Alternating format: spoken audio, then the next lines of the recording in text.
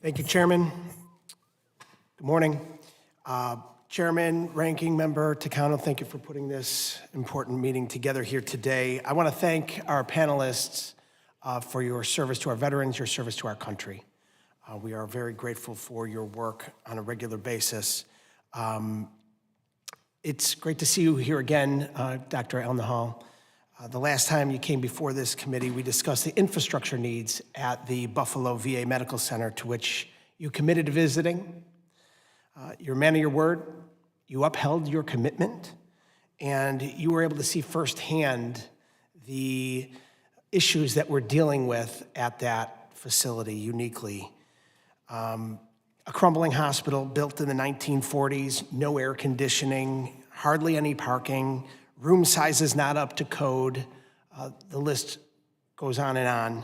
And I can speak on behalf of my community back home in Western New York that your visit, and I would say even more importantly, your commitment to work with us to address the issues at the Buffalo VA sparked hope for our entire community, particularly for our veterans that are dependent on services there every day. And at the end of the day, and you saw firsthand, the Buffalo VA hospital is in desperate need of resources. And frankly, we need a new VA hospital. This is a priority for me.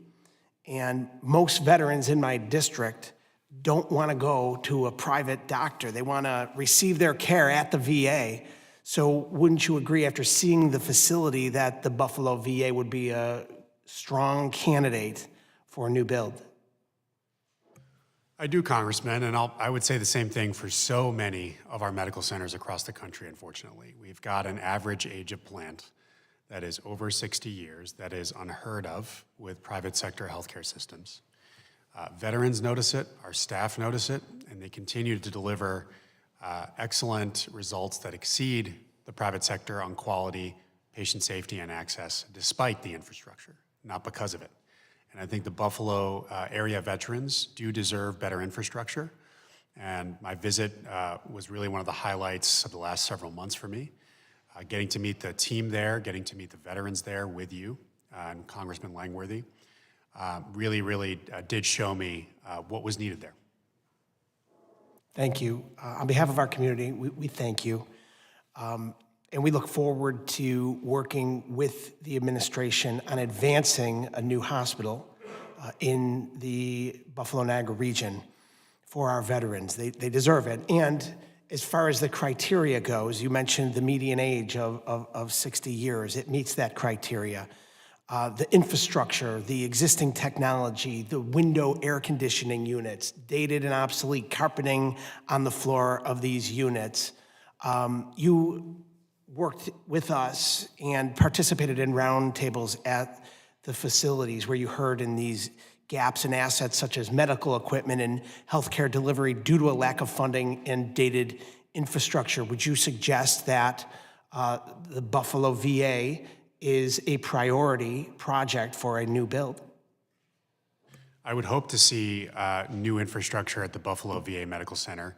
We have a list that I know you're aware of, Congressman. It's called our SCIP list, that has the priorities that have been in place for many years in terms of facilities on the queue. There are at least 7 full VA medical centers that would be ahead of Buffalo. And to be able to get to a new medical center, we'd need appropriations for major construction that exceed $20 billion, between $20 to $25 billion. Our administration has tried to request major and minor construction money year over year, and we hope that that is considered to make sure that we meet the infrastructure needs for veteran care into the future. I'm also excited about the potential for a leasing project under PACT Act 704's authority with the University of Buffalo. We're exploring the possibility of that.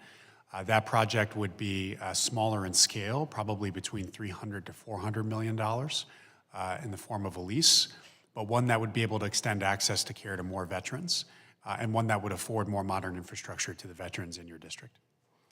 Thank you. I yield back.